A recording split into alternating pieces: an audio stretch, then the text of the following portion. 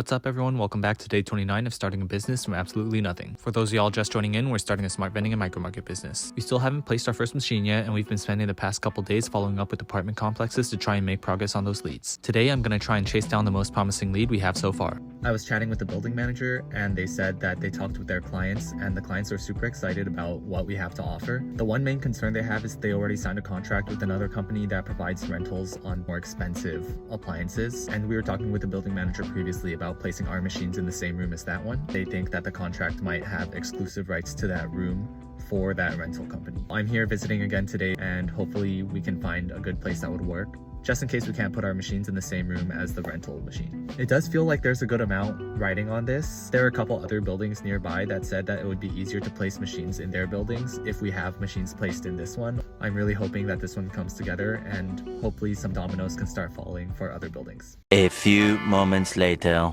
Just made it back from a conversation. Let's talk about it. I went around the property with the building manager and we looked at different locations that our machines might work. After checking out a bunch of potential locations, we decided that a spot by the mailroom would be a good fit. We were actually talking about this location the first time I popped by, but there was no electrical outlet on the wall, so we were looking at somewhere else. I knew that it was a possibility that we would come back to this spot, so before I visited, I went and looked up the price of electricians adding an outlet to a wall, and it seems like it would come out to about 200 bucks. I offered to cover the cost of an electrician coming by to add that outlet. They were pretty on board with this, so they're going to recommend this as the potential location if the room with the appliance rentals doesn't work out. Another thing that the manager mentioned while I was in is that the asset manager was confused about what differentiated our services with the appliance rentals that they already have. Our services would be pretty different because we offer everyday amenities and consumables like feminine hygiene products, Tide Pods, paper towels, phone chargers, things like that, and we don't deal with larger appliance rentals like the other company does. The asset manager also mentioned that they already have revenue share with the appliance rental business, so that's something that was a plus for them going with the appliance rentals.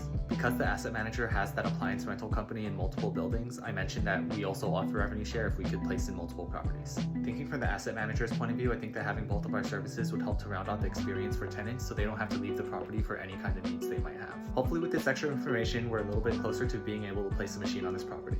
And that's all for today. Follow along for day 30 where we're going to reevaluate our strategy moving forward.